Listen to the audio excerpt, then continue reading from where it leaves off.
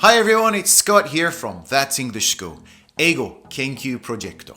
よくある間違いを分析します。この間、英会話レッスンでね、naive という言葉を使って、なんかシーンとなりましたね。naive って日本語でも使ってるんじゃないですか？一緒じゃないの？という話になりました。日本語の naive と英語の naive がちょっと違うなと感じました。ということで、今回はナイーブの話をします。Let's get this word sorted out once and for all. First, let's look at the problem. My skin is naive.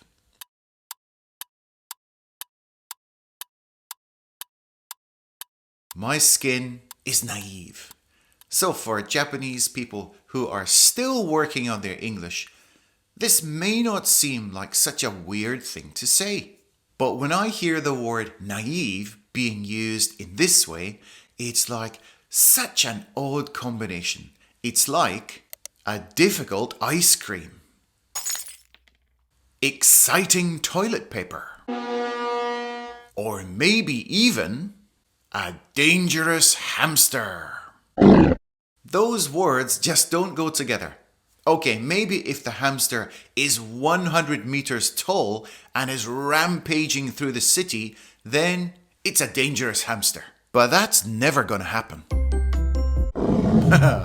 So let's take a closer look at the reasons why naive and naive are kind of similar but very different at the same time.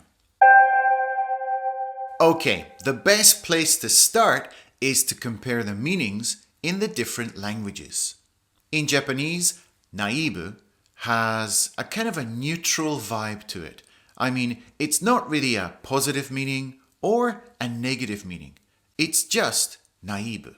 Basically, we think of words such as 純粋な、傷つきやすい、素直な、繊細な. In fact, it can maybe even be used in a somewhat positive way. ナイーブなところがある。繊細的なところがある。I don't know. I guess you could use this for talking about creative people or someone who's really in touch with their feelings, right? However, and this is a big however, in English, naive is basically a negative meaning. It's like you're saying something bad about a person. If someone said to me, Scott, you're so naive, I would be disappointed at myself. It's like I'm some kind of inexperienced, immature, spoiled, childish person who has lived a very closeted life. In Japanese, you would use words such as うぶな、騙されやすい、世間知らずの. Those are not positive expressions, right? They are usually used for younger people, inexperienced people, and perhaps even the older generation. もしもし？俺だよ。お金が欲しいんだけど。たくみ、いくらが欲しいの300万円。300万円ね。どこに来ればいいの？ Come on, Grandma. Don't be so naive. So what's the solution to this problem? Well, what I mean to say is, how do we say the Japanese meaning of naive in English? The most fitting word would be sensitive. Of course, this word is also used in Japanese as sensitive. But that's a story for another time. Just remember that the best translation for naive is sensitive. That's it. Plain and simple. Sensitive can be used to describe personalities in both a good way and a not so good way. Okay, let's see how it's used in a good way. Wow, this writer is so sensitive to the way people like me feel. He is such a genius. Or in a not so good way. When I went to school today, nobody noticed my new haircut. Maybe they all hate me. My life is over. Oh, and also we use it a lot to talk about the skin, just like in Japan. So that one is pretty easy. Another word we could use is innocent. It's not such a bad meaning. In fact, it's kind of sweet and pure. We don't feel badly towards someone who is innocent. But as we talked about before, naive has a much more negative vibe to it. Let's take a look at 5 example sentences. The first one is this. Some bad guys in popular sightseeing spots try to take advantage of naive tourists.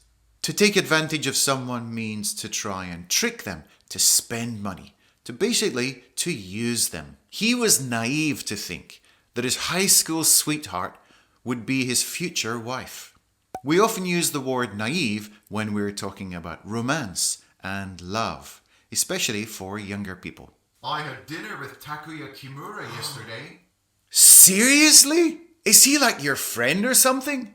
Haha, you're so naive. I'm just pulling your leg.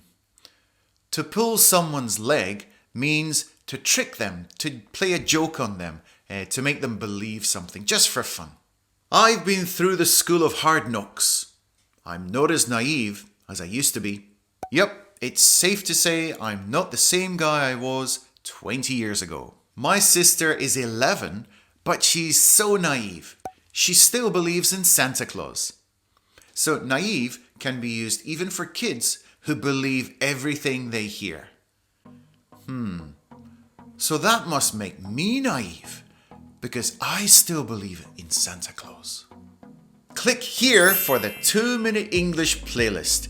There are 50 lessons in this series, perfect if you're in a hurry but still want to learn something new. I'll see you over there.